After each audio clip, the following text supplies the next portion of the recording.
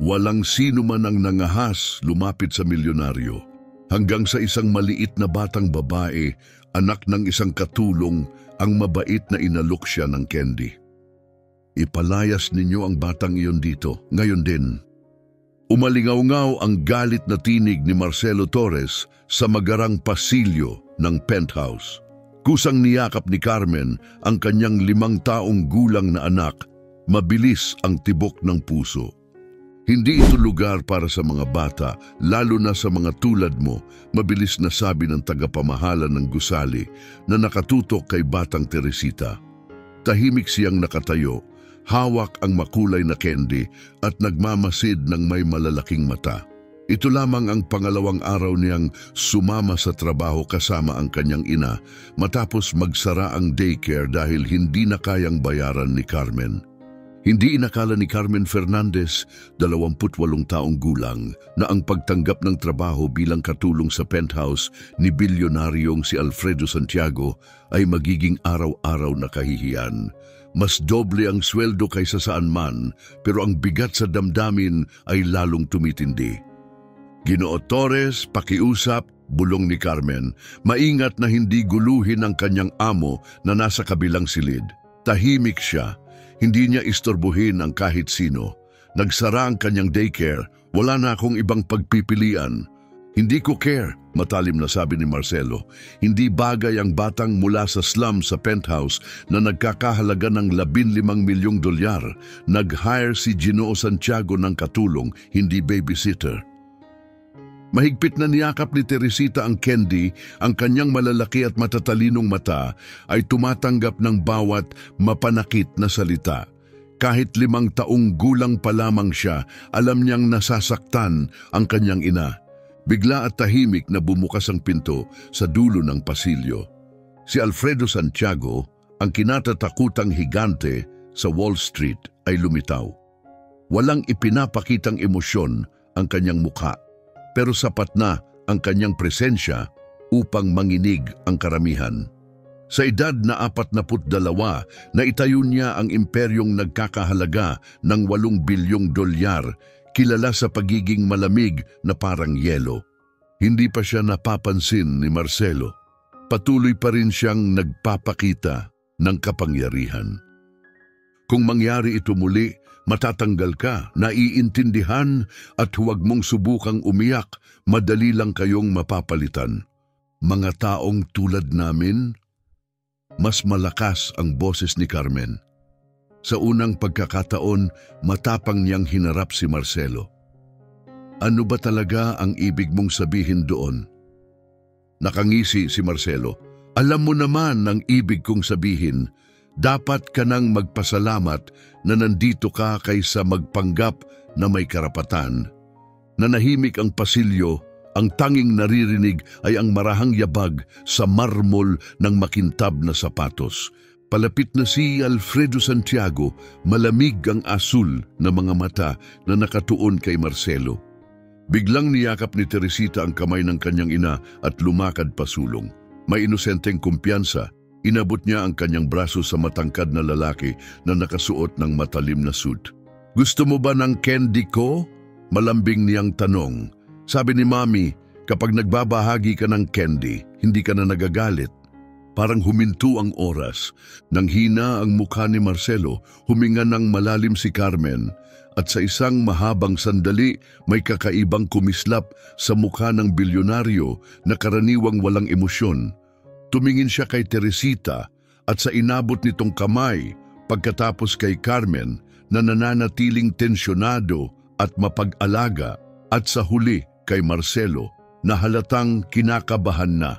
Sa pasilyong iyon kung saan ipinakita ang pinakamalupit na paghuhusga, may nagsimulang magbago at nangyari ang isang bagay na hindi pa nakikita noon.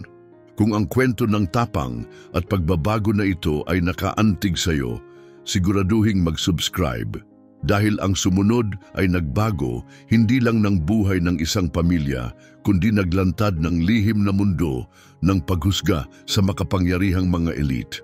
Dahan-dahang lumuhod si Alfredo Santiago sa antas ni Teresita, mahinahong tinanggap ang candy. Malumanay, kalmado at hindi inaasahang mainit ang kanyang tinig. Salamat. Umalingaw-ngaw ang kanyang mga salita sa katahimikan. Nakatayo si Marcelo na parang na-stun. Sa 2 dekadang pamamahala ng mga eksklusibong gusali, hindi pa niya nakita ang bilyonaryo na makipag-ugnayan sa isang bata, lalo na ang tumanggap ng anumang bagay mula sa isang itinuturing na hindi nararapat doon. Ginoo Santiago, natigatig niyang sabi, nagsimulang pawisan. Ipinatutupad ko lang ang mga alituntunin, hindi natin pwedeng hayaang mangyari ito muli. Dahan-dahan na tumayo si Alfredo, ang mga mata ay nakatutok kay Marcelo nang may tindi na nagpaurong sa tagapamahala. Ito bang ganito? Mahinang sabi niya. Maaari mo bang ipaliwanag kung ano talaga ang problema? Naramdaman ni Carmen ang halo ng ginhawa at takot. Alam niya mula sa karanasan kung gaano kabilis na maaaring maging laban siya sa mga ganitong sandali. Lumaki siya sa Detroit sa isang solong ina na may 3 trabaho at hinarap niya ang parehong lantad at tagong paghusga sa buong buhay niya. Ginoo! Muli nang sinubukan ni Marcelo, nanginginig. Kailangan nating panatilihin ang pamantayan. Nagbabayad ang mga residente ng mataas para sa eksklusibidad. Eksklusibidad, mahinang binigkas ni Alfredo na para bang masama ang lasa ng salitang iyon. Tumingin siya kay Carmen, pagkatapos kay Teresita, na patuloy pa rin sa pagkain ng candy, nanonood ng may kuryosidad. Lumapit si Carmen, sinusubukang pakalmahin ang sitwasyon. Ginoo Santiago, pasensya na po sa abala. Alam kong hindi ito naaangkop at nangangako akong hindi na mauulit. Kalmado at may kumpiyansa ang kanyang tinig, hindi tulad ng inaasahan ni Marcelo na paghingi ng tawad. Ngunit pagkatapos, may tinanong si Alfredo na walang nakasagot. Bakit naman ito magiging hindi naaangkop? Isang magalang na bata na nag-aalok ng matamis sa isang matanda, paano ito magiging problema? Mabilis na na-realize ni Marcelo Torres na nawawala sa kanyang kontrol ang sitwasyon. Sa lahat ng paggalang, Ginoo Santiago, panimula niya, may mahigpit kaming mga patakaran. Hindi pinapayagan ng mga empleyado na magdala ng bisita habang nasa oras ng trabaho. Isang panganib ito sa seguridad at... Seguridad? Putol ni Alfredo, matalim at nakakabagabagang tono. Isang 5 taong gulang na bata ba ang banta sa seguridad? Hindi alintana ang tumataas na tensyon, marahang hinila ni Teresita ang manggas ng suit ni Alfredo. Ang candy ko ay strawberry, masigla niyang sabi. Paborito ko yan. Ano naman ang sayo? Naghatid iyon ng sandaling tahimik na paghanga. Narito si Alfredo Santiago, isang tao na namamahala ng bilyon-bilyong halaga, na ang bawat desisyon ay yumanig sa mundo ng pananalapi, tinanong tungkol sa lasa ng candy ng isang bata. Sa totoo lang, hindi ko pa talaga naisip iyon, tapat niyang sagot. May bahagyang lambing na sumilip sa karaniwang walang ekspresyong mukha. Naramdaman ni Carmen ang isang pagbabago sa loob niya. Sa sandaling iyon, hindi niya nakita ang malamig at walang awa na bilyonaryo, kundi isang taong marahil ay matagal nang hindi naisip ang mga simpleng bagay tulad ng paboritong candy. Ngunit si Marcelo, na desperadong mabawi ang kontrol, ay lumabis. Sa lahat ng paggalang, Ginoo Santiago, matigas niyang sabi, hindi niyo dapat hayaan ang mga tulad nito na samantalahin ang inyong kagandahang loob. Marunong silang iikot ang sitwasyon pabor sa kanila. Nanahimik ang pasilyo. Dahan-dahang nilingon siya ni Alfredo, ang ekspresyon niya ay naging matigas na parang bato. Mga tulad nito, inuulit niya mababa at mabigat ang boses na parang babala. Sige, ipaliwanag mo. Nag-atubili si Marcelo pero sinubukang ipaliwanag. Mga individual mula sa ilang pinagmulan, madalas silang gumagamit ng mga bata para makakuha ng emosyonal na kalamangan. Kilala ang estratehiyang ito. Naramdaman ni Carmen ang pag-alab ng galit sa dibdib, ngunit hindi niya ito ipinakita. Tinuruan siya ng buhay na ang galit sa mga ganitong sandali ay magagamit laban sa kanya. Si Teresita na ngayon nakakaramdam na ng mali ay lumapit at mahigpit na hinawakan ang kamay ng kanyang ina. "Mami," bulong niya, "bakit ang taong iyon nagsasabi ng masasakit na salita?" Nabasag ng inosenteng tanong na yon si Carmen. Yumuko siya, hinalikan ng marahan si Teresita sa noo at sinabi ng malambing, "Minsan nagsasabi ang mga tao ng masasakit na bagay kapag natatakot sila, anak." Masusing pinanood ni Alfredo ang lahat, ang tahimik na lakas sa tinig ni Carmen, ang lambing ng pag-aalaga niya sa anak, ang dignidad sa pagtanggap niya sa kalupitan. Lumamig ang kanyang mukha. "Ginoo Torres," wika ni Alfredo, ang boses niya ay matalim at tiyak. "Kailangan nating mag-usap ng pribado." Nawala ang kulay sa mukha ni Marcelo. Lumabis siya at ngayon ay alam na niya iyon. Siyempre, Ginoo, bulong niya, nagsimula ng buhatin ni Carmen ang kanyang mga gamit, handang umalis ng tahimik at walang pagtutol. Ngunit pinigilan siya ni Alfredo sa isang kalmado at matibay na tinig. "Carmen," sabi niya, "ginamit ang pangalan mula sa papeles ng trabaho. Ipagpatuloy mo ang iyong trabaho. Malugod na maaring maghintay si Teresita sa silid-aklatan, may mga librong pambata roon." Hindi iyon mungkahi, isang pahayag iyon, malinaw, matatag. Hindi mapipigilan. Dahan-dahan tumango si Carmen, isang kakaibang halo ng pag-iingat at taos-pusong pasasalamat ang sumilay sa kanya. Habang naglalakad si Alfredo pababa ng pasilyo kasama si Marcelo, lumingon siya ng huli. Nakayuko si Carmen sa tabi ng kanyang anak. Nilalambing ang kulot nitong buhok at nagsasalita ng marahan. At sa sandaling iyon, isang sulyap lang, may isang bagay na gumalaw sa puso ni Alfredo, isang bagay na matagal na niyang hindi naramdaman. Hindi alam ni Marcelo Torres na ang pribadong pagpupulong ay magdudulot ng sunod-sunod na epekto, na ilalantad hindi lang ang kanyang sariling pagkiling, kundi isang nakatagong network ng diskriminasyon sa loob ng pinakaelitaryang gusali sa Manhattan. Isang pagkabulok na nanatiling tahimik hanggang ngayon. Dumikit ang pinto ng opisina sa kanilang likuran nang may marahang tunog, ngunit ang katahimikan ay puno ng tensyon. Sinubukang magmukhang kalmado ni Marcelo nang umupo, ngunit ang pawis sa kanyang noo ay nagpapakita ng takot. "Umupo ka." Malakas at diretso ang sabi ni Alfredo habang lumalakad papunta sa bintana, nakatingin sa walang katapusang skyline ng Manhattan.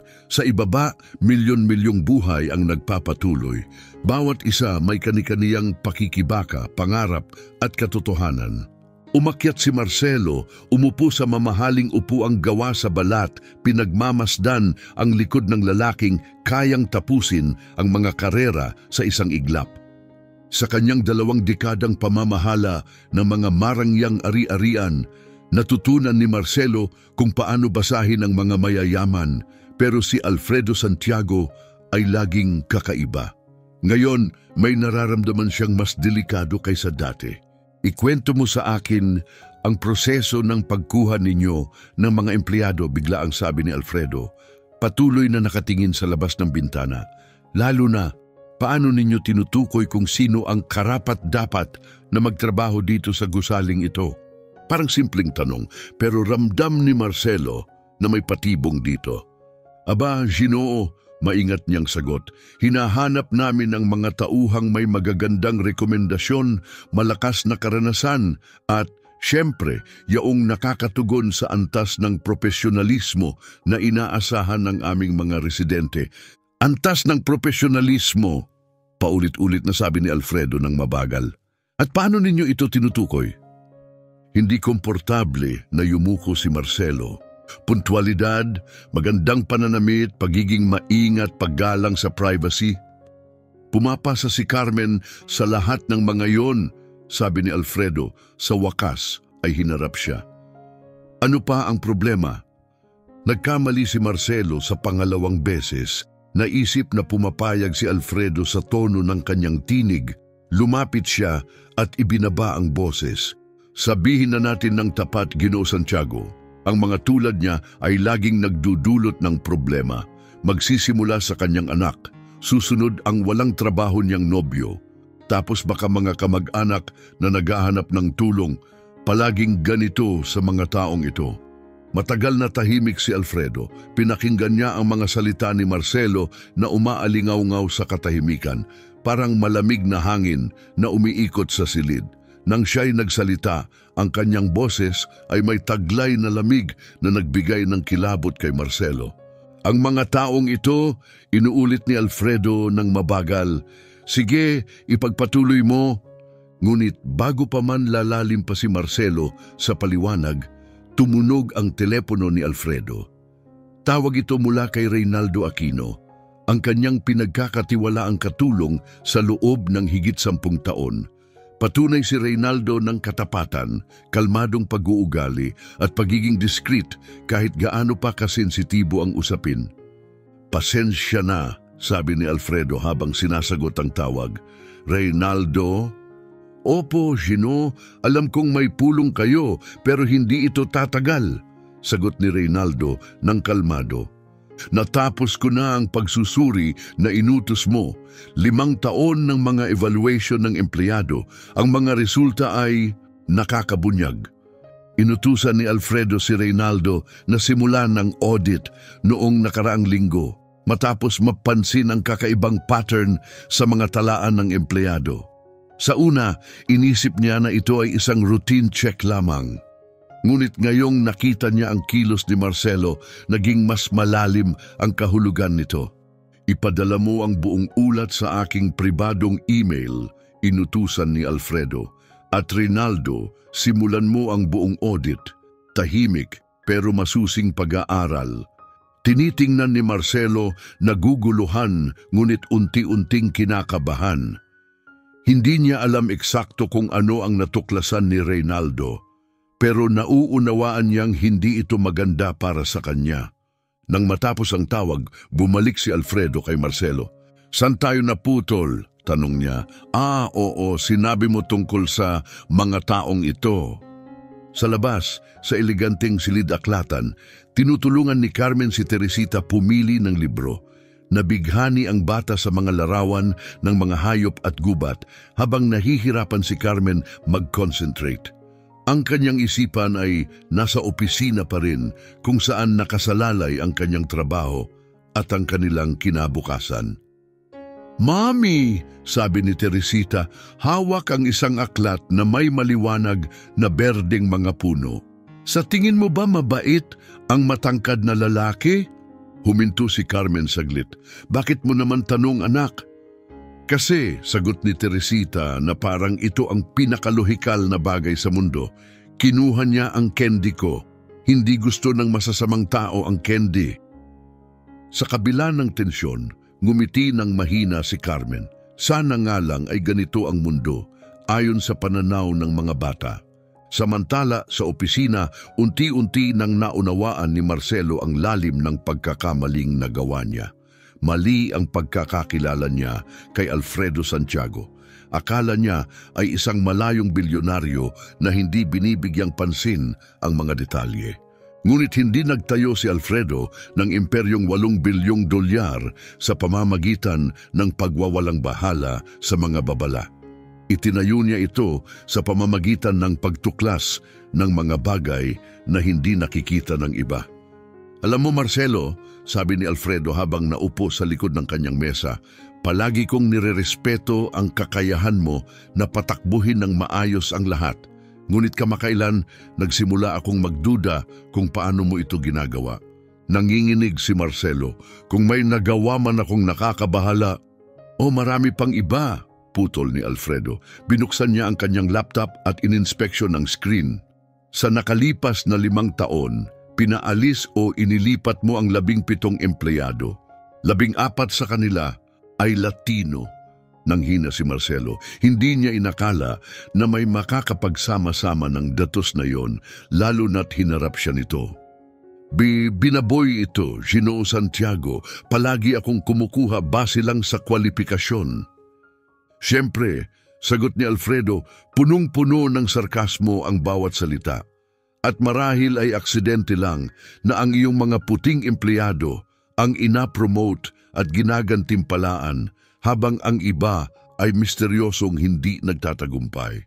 Habang nagpapatuloy ang usapan, masipag si Reynaldo sa ikatlong palapag.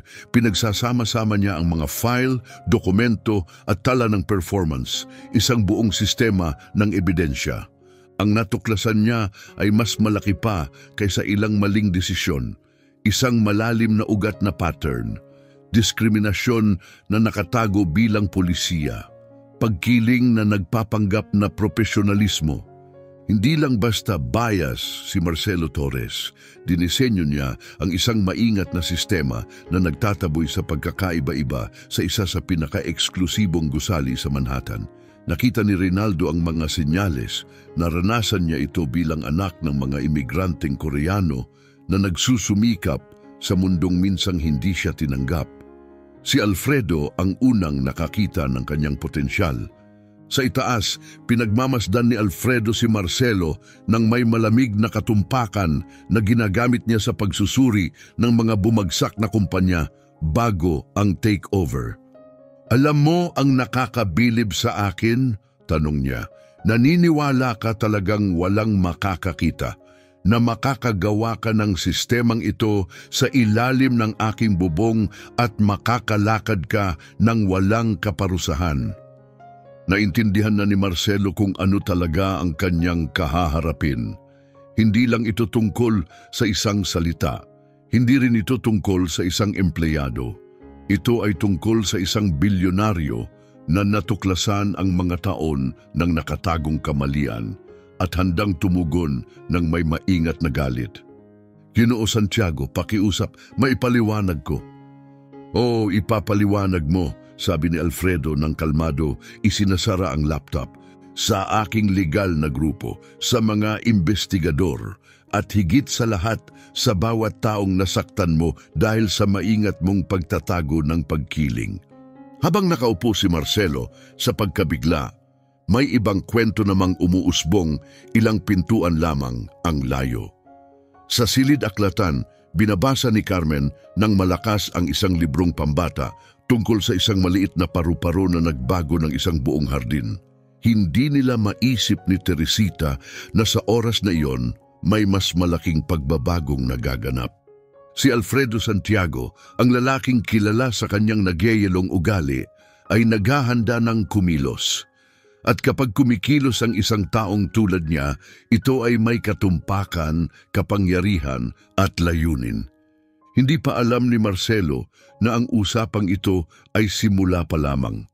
Ang unang hakbang sa mas malaking kampanya na hindi lang maglalantad ng kanyang mga ginawa, kundi babagsakin ang sistemang diskriminasyon na nakatago sa makintab na ibabaw ng mga tore ng Manhattan elite. Ang tanong na naiwan ay hindi kung magwawakas sa hustisya, kundi kung gaano kalawak at kasira ang magiging epekto nito kapag dumating na. Nang muling bumukas ang pinto, pumasok si Reynaldo Aquino. May dala siyang 3 makakapal na folder at isang tablet. Kalmado ang mukha, ngunit may tahimik na determinasyon ang mga mata. Ang hawak niya ay sisira sa pundasyon ng lahat ng itinayo ni Marcelo. Ginoo Santiago, tapos na ang audit, sabi ni Reynaldo, at ang mga natuklasan ay nakakasira. Naramdaman ni Marcelo Torres na tuluyang naputol ang huling hibla ng pag-asa nang binuksan ni Reynaldo ang unang makapal na folder, puno ng pahina pagkatapos ng pahina ng mga ebidensya. May mga color-coded na chart, spreadsheet at mga buod na nagkwento ng isang katotohanan na hindi na kayang itago ng mga numero. Sa nakalipas na 5 taon, panimula ni Reynaldo habang nakatingin kay Marcelo, pinatalsik mo ang 17 empleyado dahil sa tinatawag na kultural na kakulangan. 14 sa kanila ay Latino. Inilipat niya sa susunod na bahagi. Sa parehong panahon, kumuha ka ng 23 puting empleyado sa kaparehong mga posisyon. kahit na may mas kwalipikadong kandidato mula sa mga minorya. Tahimik na nakatayo si Alfredo, pinagmamasdan si Marcelo gamit ang malamig at matalim na titig na ginagamit niya sa pag-disassembly ng mga kumpanya sa Wall Street. Ituloy mo, Reynaldo. Mayroon pang iba, sabi ni Reynaldo habang nililimbag ang mga pahina. Nagpapatuloy ang diferensya sa pagtaas ng sahod. Sa karaniwan, nakatanggap ang mga puting empleyado ng 32% pagtaas ng sahod sa loob ng 3 taon. Ang mga Latino, 7% lamang. Palagi may mga malabong dahilan tungkol sa professional development. Gumawa si Marcelo ng huling desperadong pagtatangka upang ipagtanggol ang sarili. Ito'y mga numero lamang na inilabas sa konteksto. Hindi ito patunay ng intensyon. Doon nagpakita ng bahagyang ngiti si Reynaldo sa unang pagkakataon. Binuksan niya ang kanyang tablet at pinindot ang screen. Sa totoo lang, patunay nga sila. Lumabas ang mga screenshot mula sa isang messaging app. Natatandaan mo ba ito? Tanong ni Reynaldo. Iniharap ang screen. Ito ang mga pag-uusap mo sa iba pang mga tagapamahala ng gusali, tama ba? Namutla si Marcelo nang makilala ang sarili niyang mga salita. Nagsimula si Reynaldo na basahin ng malakas. Setyembre 23, sabi niya, nakapagtanggal na naman ng isa, ginamit ang palusot na communication issues ulit. Hindi natututo ang mga taong ito, hindi sila bagay sa mga lugar na ito. Nagpanik si Marcelo. Ito ay inilabas sa maling konteksto. Hindi kumindat si Reynaldo. Nobyembre 15, bagong polisiya maghanap ng kahit anong dahilan para hindi i-renew ang kanilang mga kontrata. Nagbabayad ang mga residente para sa kapayapaan, hindi para sa ilang uri ng presensya. Dahan-dahang tumayo si Alfredo at lumakad papunta sa bintana. Mababa ang boses niya, ngunit tumama ito parang talim. Sa loob ng 23 taon, pinagsikapan kong gawing simbolo ng kahusayan ng lugar na ito at ginawang mo itong kuta ng pagkiling. Mayroon pang iba, dagdag ni Reynaldo. Binuksan ang pangalawang folder. Nakalap namin ang mga sinumpang pahayag mula sa 11 dating empleyado. Lahat sila ay naglalarawan ng parehong asal, target na pananakot, pagsira sa kanilang trabaho at inilalagay sa posisyon na mabigo para lang may dahilan na tanggalin sila. Mabilis na lumubog si Marcelo. Ginoo Santiago, stammer niya, baka kaya namin ayusin ito ng internal lang, hindi kailangan palalain pa. Sino ang paglalahatan mo? Sabi ni Alfredo, lumingon na may tinig na bakal. Ang mga abogado na hawak na ang lahat ng kontratang nahawakan mo, ang housing board na makakatanggap ng buong ulat bukas, o baka ang 23 news outlets na lahat ay makakatanggap ng ebidensyang ito bago matapos ang gabi. Parang bumagsak ang realidad kay Marcelo na parang avalanche. 20 taon, wala na. Ang buong karera niya sa luxury real estate, ang kanyang network, ang kanyang reputasyon, ay nagigiba sa kanyang harapan. Bumukas si Reynaldo ng pangatlong folder. At saka, sabi niya, narito ang mga paglabag sa pananalapi, mga sobrang singil at kaltas na lumalabas lamang sa mga paycheck ng mga empleyado mula sa mga minorya, pekeng administrative fees, mga hindi maipaliwanag na pagkawala ng higit sa 80,000 dolyar.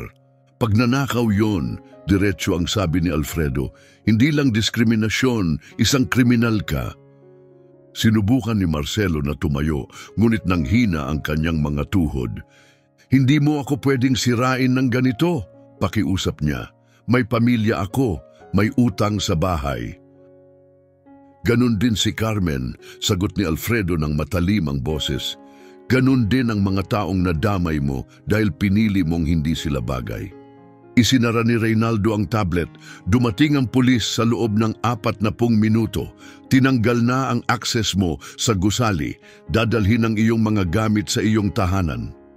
Pero bago ka umalis, dagdag ni Alfredo, may gagawin ka. Isang bagay na dapat mong ginawa nun pa.